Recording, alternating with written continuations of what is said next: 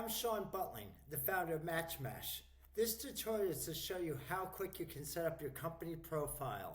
You enter your website address and you click Build Profile. Upload your logo and select the industries. You save your profile. You now can go to Jobs. Jobs, here we have Barista. You can already see who's matching in the baristas and even check out the profile. Alternatively, you can create a job. Post a new job.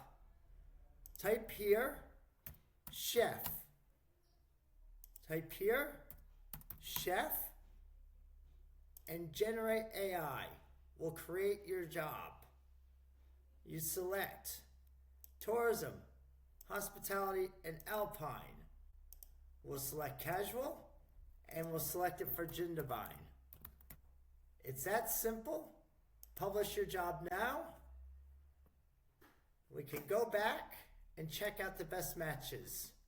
And here we go. Thank you. Let's connect.